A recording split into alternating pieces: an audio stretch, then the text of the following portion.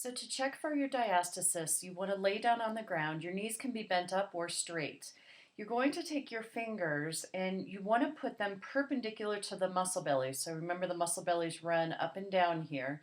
And so we want them perpendicular. A lot of people try to assess with their hands this direction, and you really need them perpendicular to the muscle belly.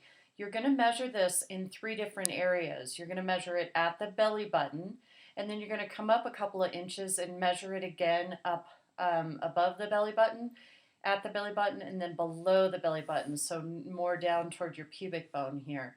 And you want to get 3 different measurements. So to measure, you actually need to push your fingers down into your belly. You can't keep them right at the skin. You've actually got to sink them into your tissue so that when you go to engage the muscles, you'll feel them pop up on either side of your fingers. If you don't feel them popping up, you're either not down far enough into your tissues or you're not lifting your head enough to engage the muscles. Some women can actually just barely lift their head and their muscles engage.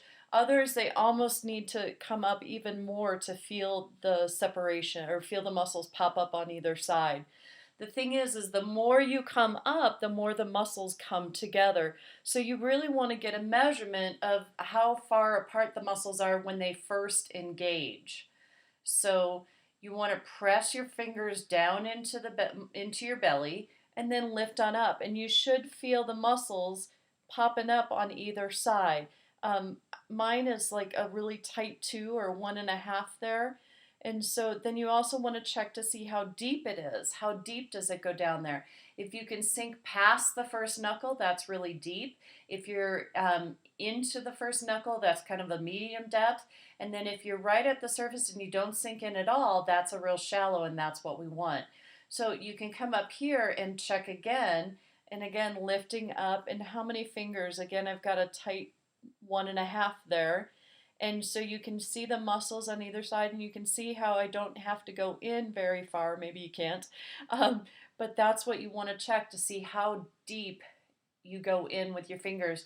And then you want to come down here and actually check again and lift up. And down here, I barely have a separation. I can't, it's like there's maybe one, less than 1 down here. And it's very common to have 3 different readings in your abdominal muscles, depending on how you carried the baby and what strain those abdominal muscles got. If you're a big rib thruster, then your upper abdominal muscles may be more separated than your lower ones. If you carried your baby really, really low in the pregnancy, you may have more of a separation down here than you do up here. It just depends on how the baby was positioned in your belly during the pregnancy. So that's how you measure for diastasis.